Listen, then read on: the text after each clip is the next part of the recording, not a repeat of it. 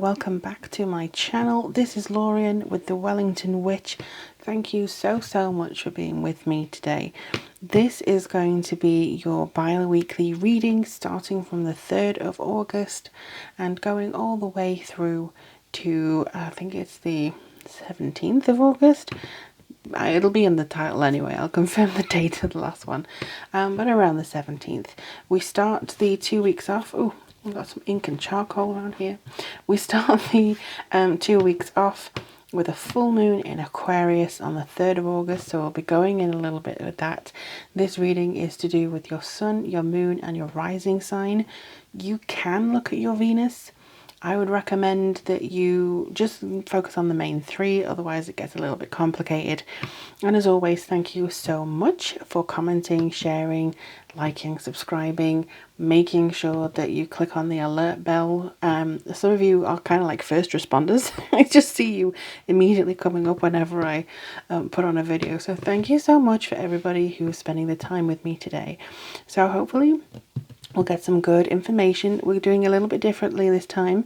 We have the Moonology Oracle deck, we have the Druidcraft Tarot, but we still have the runes.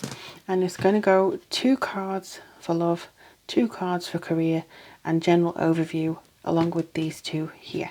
So that's enough rambling from me, but if you do want a reading based on anything I say in these readings online, or if you have a question that you'd like me to look into for you, all the ways is to get in touch and get a reading from me are down below in the description box. All that housekeeping out of the way now, let's get into your readings and I'll speak to you guys very soon. Hello dear Capricorn, so welcome to your reading. I'm doing you first because the last reading I did for the last 2 weeks, it just completely, I don't know why, it just would not work, it would not load. So I'm making sure that this works for you first. Alright, so let's have a look and see what's coming up for you guys. Alright. Remember, this is Capricorn, Sun, Moon, Rising. Please do have a look at all 3. Okay, so you have the Queen of Pentacles and the World in reverse for love. Now sorry, I'm just going to have to hold these. Oh, such a wobbly desk today. I'm just going to have to hold these. Okay, and then we have, in career, you have the King of Wands, you have the 9 of Cups. In overview, you have the 2 of Cups. You have the 6 of Cups reversed, and you have the 8 of Pentacles reversed. I keep forgetting how big these cards are, so do apologise if you can't see them all in detail, but I will bring them up to the camera just so you can see. So the first 2 here, I'll just move my little fairy out of the way, are Queen of Pentacles and the World in reverse. Now, like I always say, reversals do not necessarily mean negativity. It just means that the energies are not going as freely, and it can sometimes just be reverse meaning. So with these 2 here, I feel like there's a little bit of loose cannon symbolism going on. It's almost like you're not as grounded within whatever relationships you have at the moment, whether it be loving or, you know, family. There's just not a groundedness coming through here. There may be some need to rethink how you're seeing it in the grand scheme of things as well, because that's what the world tends to represent. I do feel accomplishments. There is a worthiness of looking back and seeing your accomplishments when it comes to relationships, when you learned there was something wrong, how you walked away, how you dealt with it. That's very good for you to do so, but I just feel like there's a down-to-earth, very serious type of nature coming through, and you can be very serious, Capricorn. You can be incredibly mechanical, I think is the word that I want to use, when it comes to certain things, and they are just saying just to kind of release that influence a little bit. On the other hand, some of you may not be being down to earth at all. You may just be thinking about something in the grand scheme of things when it comes to your relationships, rather looking at the actual reality of it.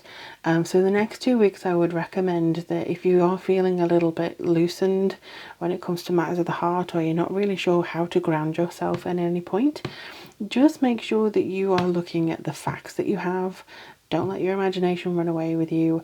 And if you are actually looking at it too clinically, that's the word I wanted, clinically, try and release that as well.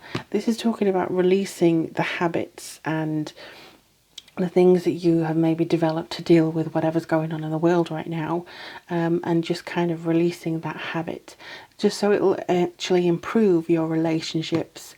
It may improve your flow when it comes to love, romance, and other relationships as well. So I do feel that, release any bad habits or any habits of just dismissing things or being too caught up on something. Maybe you've protected your feelings over the last few months just because it's been too much, and that's absolutely fine. But I would just hope that you kind of err on the side of caution and be more into the other people that you're actually talking to, rather than thinking, no, there's no time for this, there's a crisis going on. Just kind of, allow yourself to play if necessary. Now, with the full moon in Aquarius, if you are Capricorn rising, this will be in your second house, and this will be in your house of money, wealth, family life. So it could be that you are wanting to feel the energy of the full moon. It's kind of like rounding things off and completing something, but something isn't ready to be completed yet. The world reversed is saying it's not quite done. So just kind of use the Aquarius to see things from a different point of view. Maybe when it comes to matters of, finances and, family. But it's definitely there for you to utilize and actually see if there's another way of accomplishing the same thing. So King of Wands and Nine of Cups for your career is really positive. King of Wands is an entrepreneur. You may be feeling more like an entrepreneur. He does have quite a strong vision. Maybe you're sacrificing some of your love here in order to focus on your career, which is fine. Again, use that moderation, use that Aquarius energy to see if there's anything you can just finalize in a different sort of manner. Maybe there's something that you haven't thought of. But there's definitely Nine of Cups. There's a wish card coming in here. There's gratitude, there's comfort, there's satisfaction. This is a coming to fruition card. So again, full moon, may be triggering something that is very strong for you. Like a new start in regards to how you proceed with promotions and how you proceed with where you go next. So before, you may have written a list of who you're going to do this to and who you're going to email. This time I think you're going to do something different.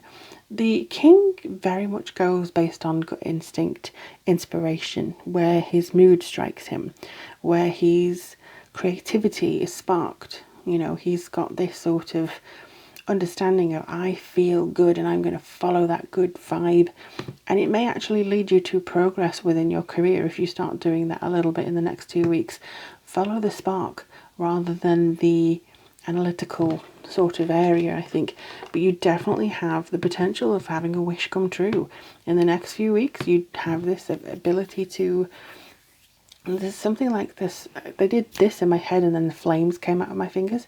So there's something that feels like you spark it up and you can do it but remain grounded. Is not a case of, I have to sacrifice this for this. You can balance. I think that's basically...